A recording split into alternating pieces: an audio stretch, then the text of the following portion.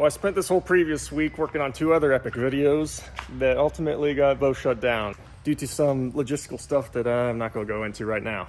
So I have 0 content, but I do have some work to do to my trucks. So I'm just going to try something new. We're just going to have a chill day in the shop, hanging out with you guys while I work on my trucks. So basically I'm going to make this video kind of just my go-to mods on these old Ford trucks. Because if you guys know me, you know I love these old Fords, particularly with the IDI diesel engine. Also today, the main goals are we're going to swap transmissions between the truck because this one has a 4-speed manual, this one has a 5-speed. So this one has an overdrive gear, which these old trucks with the 4 speeds, the 83s to 86s, they're pretty much useless because you can't go highway speeds with them because you have no overdrive gear, so you're at like 2,400 RPMs just to go 65. So it's nice to get that overdrive gear to bring those RPMs down because it's definitely worth having that overdrive gear. I can't recommend it enough. It'll make these old bullnose Fords way more drivable, but I do love the bullnose Fords. They're my favorite. I just love the styling of them. I love the interior of them, even though I have this one all dirty. They just seem a ton more classy, more well-built, in my opinion. Some other things we're gonna go into. Both trucks are turboed. This truck has an ATS turbo kit. This truck has a proprietary Hunter kit that we'll go into a little bit more. I'll show you guys how I build out that kit to get an HX35 turbo on, which that's the same turbo that comes on a 12-valve Cummins. So those are waste gated to like 18 to 22 PSI, which these engines love. I don't know how the longevity is when you run that sort of turbo on it, because I've only ever put that big of a turbo on a truck that I don't need much life out of. An HX35 will at least double the power on these engines, so that's pretty fun. These stock kits, either Banks made them or ATS, or there's probably a few more. They run maybe 10 PSI max, and they bump it up like 100 horsepower, which is definitely appreciable given an engine that makes like 180 stock. So definitely recommend turbos on these trucks. Without a turbo, these trucks are pretty gutless, and they come without turbos from the factory.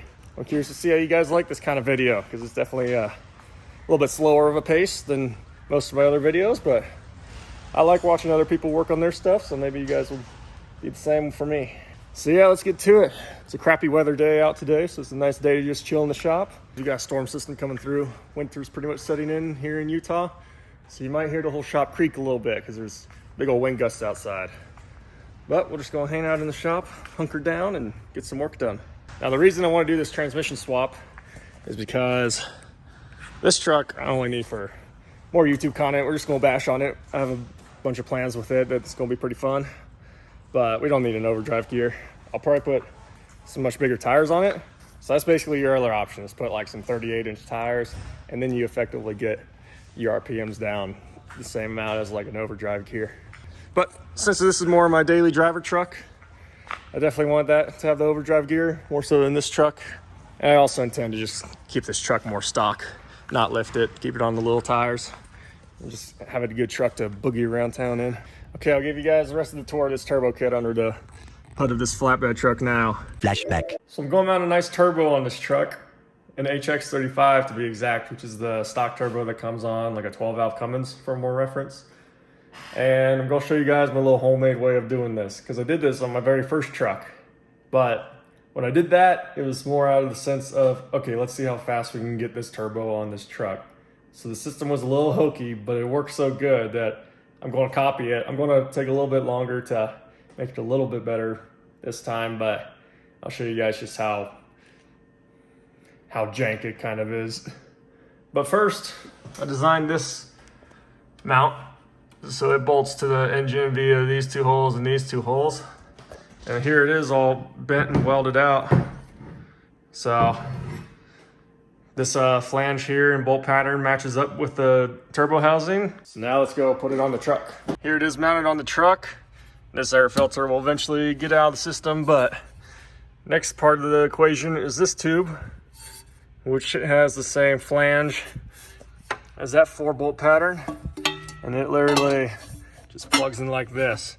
where I actually hole saw a hole into this manifold and then goop a bunch of weld down into there. So that feeds here. This my mount gets sandwiched in between this pipe and the turbo. Okay, there's my big old hole down there in the manifold. And I moved this section of inner fender out so I can kind of get some access to it there as well, to be able to weld all around it. So that's what I'm going to tackle now. Next is to weld that up.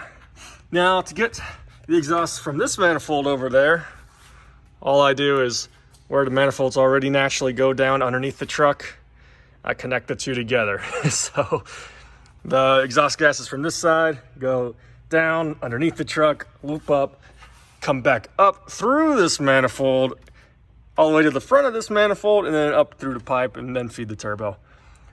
So it's pretty jank, but it's not that bad because the angles of those manifolds, they're just at 90 degrees, so it doesn't matter really if the exhaust gases go this way or that way. So it works, okay? It works. It's easy. There's not a ton of space in between the firewall in the back of the engine to like run up pipes and down pipes through there. So this is the easiest way to do it. I'll show you guys on my other truck the ATS custom cast housing of a turbo that they had to make in order to fit on these trucks when they made these factory kits, and how tight they had to do it so that it could fit the pipes through. Okay, I modified these two exhaust pieces with this elbow here, tying them together. So that's what feeds the one manifold up into the other side to go feed the turbo on the top of the engine. And a flashback. So we've got intake here. It goes down and loops into the inlet of the turbo there. And then we have the hot side going into this little manifold cap that I put there. This truck is really haggard right now because I was in a super big hurry to get this turbo on before that last trip to the desert where we took the burn bro out there. So definitely wanted the turbo on for us to do all those donuts. Now this whole engine bay is a mess because it's all covered with oil, because when I initially put the turbo on, I got it all wrapped up, but one thing I forgot to do was properly vent the crankcase, because I took this oil drain line and I feed that into the stock crankcase vent that is normally on the engine. It's this hole located behind this intake of the manifold. So normally crankcase gases come out that hole and into the intake, but then I just plumbed my turbo drain into it. Because the crankcase vapors weren't able to get out of the engine, it kind of just started pushing oil through all the seals, mainly through the turbo seals, because the turbo couldn't drain, it blew past its seals and was coming out the exhaust. A ton of oil was coming out of the exhaust actually. So that kind of made everything a mess. And then there's some other jank things on this engine right now that we need to address, like my two oil fills, because I borrowed this one off one of my other trucks because it has this vent here, so then I could run this line and plumb it into the intake. So now my crankcase vapors come out of there, but these two oil things collided. What I should have done is just put the cap on back down here and got rid of this oil one so I could still have the crankcase line here. In order to feed the turbo with oil, I have this line and it goes down to a port that's on the side of the block that normally just has a plug in it. So you can just undo that plug and then you have a source of oil pressure there. So the exhaust comes down there, comes underneath the engine, and then back up into that manifold. And then you can see right there, that's my oil line. So there's normally a plug in the side of the block there, but you can just remove that plug and put a fitting into there to get oil pressure. Also, this truck threw all its belts off when we were doing the donuts, so that's probably what contributed a lot to it overheating out on the salt flats, because then our fan wasn't spinning anymore. But anyways, for now I took the belt from my AC compressor to run it over to my alternator, because that original belt got shredded. But since this one is a couple inches longer, now my alternator's way over here instead of over here. So that's just kind of pressed and zip tied there for now to get the tension on that belt. So we'll eventually fix that too. But yeah, that's basically the gist of the HX35 turbo swap onto an IDI, which these engines love it. It over doubles the power, it feels like, but I can't say I would recommend it because it probably cuts longevity down on these engines a ton. This engine's already in quite a bit rougher shape now than before we did all those donuts in it and overheated it. So it's great if you just want to rally the truck and have some fun with it, but if it's your daily driver, I don't recommend that turbo. But I also don't recommend not having a turbo. So if you can get a hold of these aftermarket kits, like this ATS kit or a Banks kit, that helps these IDIs out a ton. I mentioned previously how there's very little space in between the firewall and the engine to run exhaust pipes up to feed your turbo. The way ATS did it is they have the up pipe and down pipe integrated into this one giant cast housing. Okay, I pulled the shifter off of this trans and then pulled this floor pan out, because this floor pan is a different size than the other truck. The bolt pattern is the same, but just this top is raised up more for this ZF5 transmission. So you'll need a new floor pan for this swap. So that was kind of easy because the previous owner already cut the carpet to peel it back, because this truck used to have an automatic trans and he swapped this 5-speed in, but he just cut this carpet. So what you'll want to do is actually pull off whatever little trim there is and roll back your whole carpet so you don't have two ugly cuts in your carpet. But that's all right for this truck. So we got a floor pan, got the shifter off. Now we'll put the truck in the air. Both trucks are in the air. Aaron's here joining me, helping out, old mountain mechanic. He just pulled the carpet back on this truck so that that floor pan can be pulled out and the shifter's pulled out. Hello, Aaron. Pick out your pair of heat waves for today. Go with the old traditional, I think. Alrighty. By the way, folks, I am friends with Heatwave now. So if you use the code HUNTER10, I'll get you 10% off your order, which they do have all sorts of different colors, frame designs, lens colors, all sorts of different combinations. So I'm sure you guys can find something there that you would like. I'm doing the 4-wheel drive shift lever right now.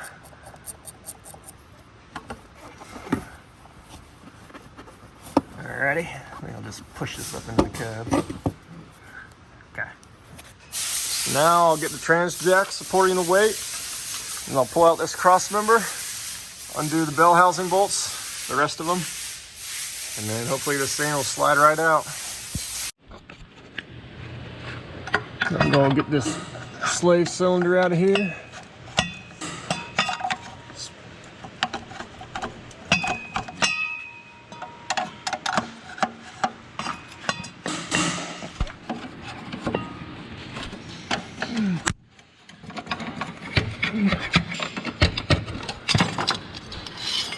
Just like that. So the great thing about this ZF5 is it does have this speedometer cable, just like how that truck runs. So that's going to make it so that I can keep cruise control, speedometer, and I think that's it. But those are critical. So, because I know on the OBS ZF5s, like, I'm assuming all the brick nose are like this, but once you get beyond like 1993 and above, the ZF5s don't have this speedometer cable, and they get their speedo signal from the rear axle. So if you end up getting a later model ZF5, you're gonna lose out on speedometer and cruise control, which a lot of these trucks don't have working cruise control anyway. So if you're down to just lose speedometer, then you can go that route. Otherwise, make sure to get a ZF5 out of a brick nose Ford, which that's a bull nose, this is a brick nose, and then OBS came after that. So just for that terminology. All right, ready?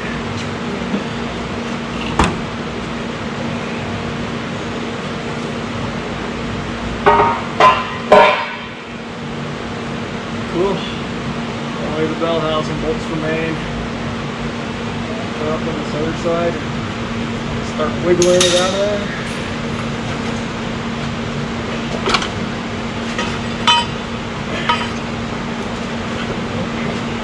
I might actually come up with this. I think it popped out of the pilot bearing. Let's hold it there. Just need to stand to roll. We're free now, right? What's going on? Let's just catch on that housing. up top, so weird. All right.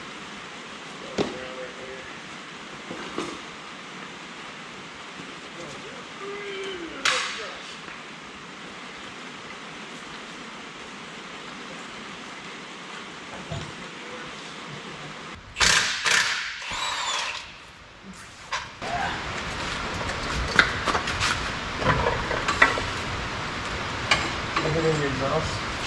Can you tell? Yeah, it is. All right, we got to pull that exhaust downpipe out first, because as our trans slides out, it hits that exhaust. So we'll pull that out, and the trans will come out easy, and then the new one should go in easy, and then hopefully we can get that exhaust pipe weasel back up in there. Okay, what we're running into right now is this downpipe slides into that cast housing of the turbo. It's fused in there solid. We cannot get it for the life of us. It's supposed to just slide out right there at that junction, but it's in our way of pulling this bell housing out. So we got to get it out of there.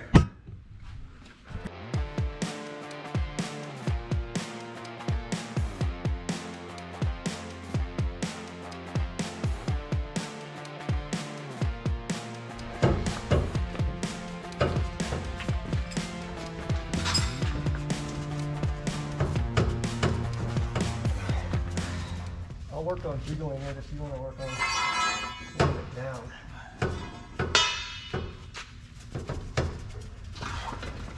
We're getting movement now.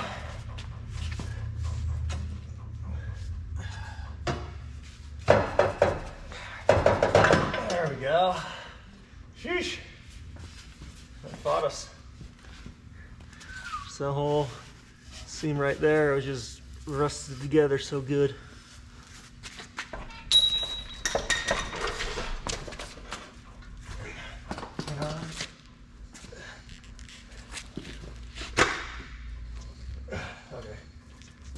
Go down with it.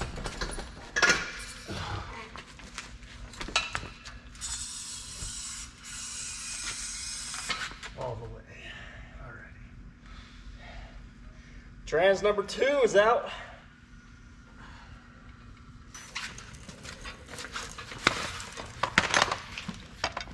Here's the 2 transmissions side by side, ZF5 and T19. Everything's lined up, except for this tail housing. The one on the ZF5 sticks out a lot more, which I thought they were going to be a direct replacement. However, up to the transfer case seam, that's exactly the same. So it's just this tail snout that's longer. So I've heard that the input shafts and everything, all the splines and the bolt pattern for the transfer case mounting up is the exact same. So we're going to try to just swap transfer cases. So each truck will keep their original transfer case, and then just the transmissions will swap. So I'll let you guys know how that lines up.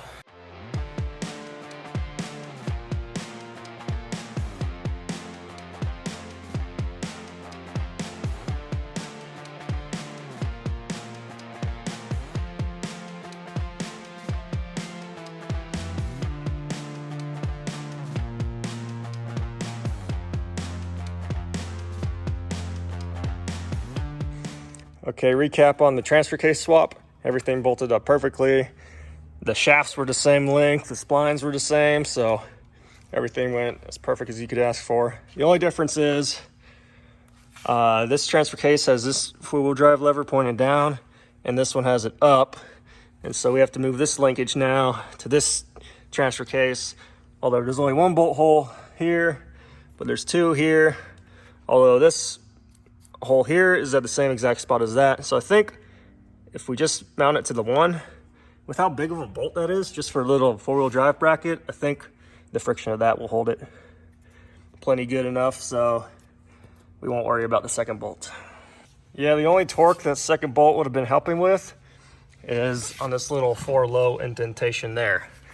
So you're only fighting your hand strength. So I just made sure this bracket was rotated correctly to where this 4-low tooth would slot down in its slot, like that. and then cinch down that bolt there, and that's good enough. So another route we could have gone was just swap drive shafts between both trucks as well, instead of swapping transfer cases. However, the yokes on the rear differentials of each truck are different. They switched to a larger style bearing on the brick nose than the bull nose, and so it's only like 1/16 bigger diameter, but it's too big of a difference for them to be compatible. So, and they are bigger on the yoke of the drive shaft as well as the yoke coming out of the transfer case. So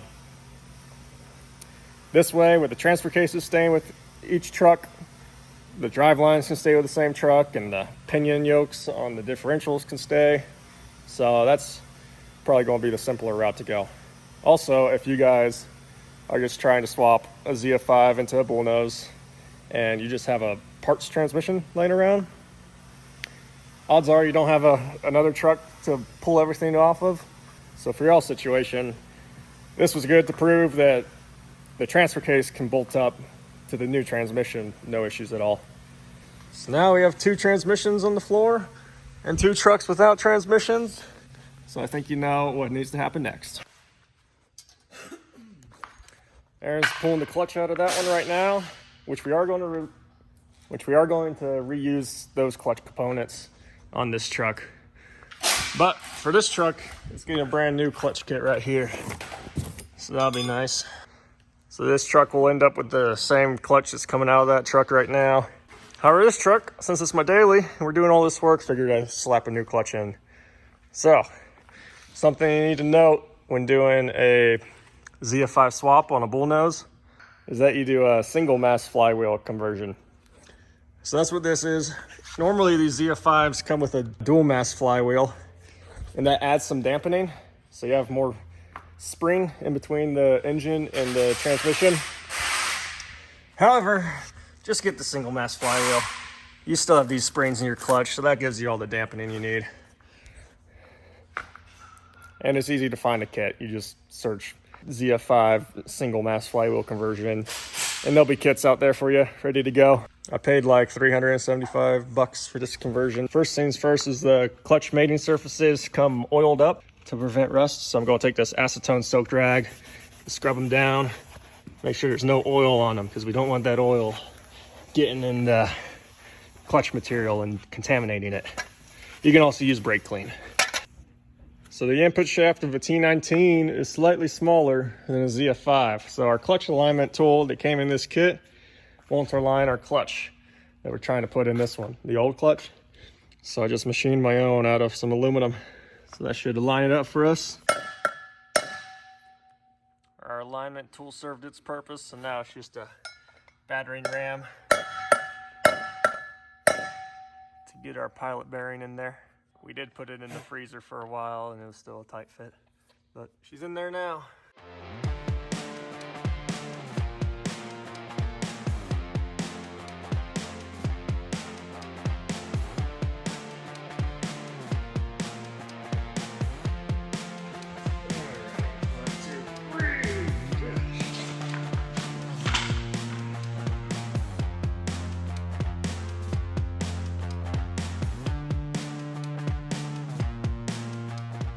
For some reason, in this hole of the bell housing, there's this helicoil chilling in there.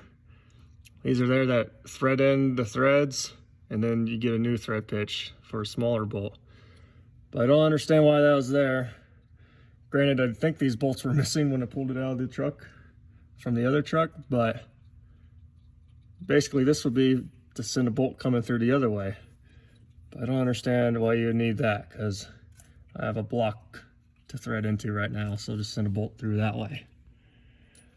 But anyways, this is removed now, so we can get a normal bolt back through there like normal.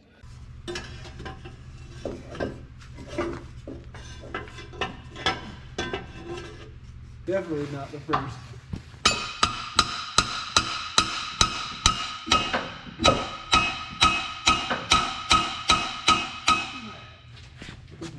Okay, so the transmission crossmember does need to be modified when you do this ZF5 swap. And so here's the 2 old bolts that this dog ear tied into, and then the rest of the crossmember ran across here to tie into this transmission mount. But this sits an inch or inch and a half further back than originally.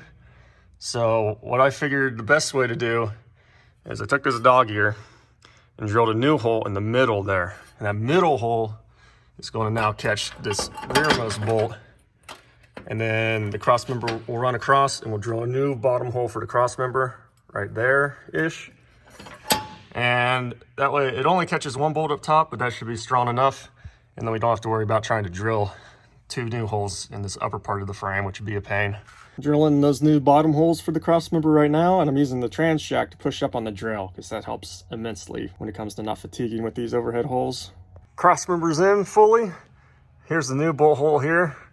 So moved back about an inch and a half. Ended up landing this, the mount about 3/4 back in this slot.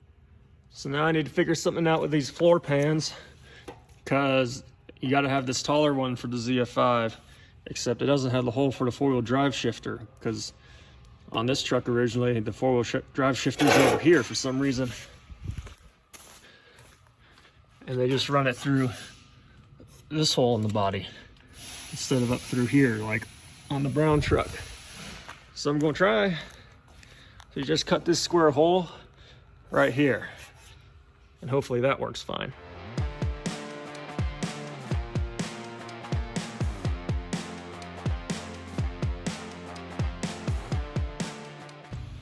Okay, I got that square cut out and got it screwed in. This boot solid in there, and I'll fold the carpet like under this flap. That should be pretty clean. Here's that floor pan in here. The 4-wheel drive linkage isn't hooked up yet, so I could push this down. So I can fold this carpet over and get it tucked underneath. Come on, buddy. Let me do 2 things real quick. Okay, carpet's all laid back in. Put this shifter on and then that cap on there. That should seal everything up. Okay, here's the layout of the shifters. This does leave a little bit of carpet unhooked, but it is sealed all the way around there. So that's what matters. There's no outside air or noise coming through there. So it's pretty clean for now. Maybe I'll address that later, but anyways, just took it for a test drive, and it's sweet having that overdrive. Got going pretty fast.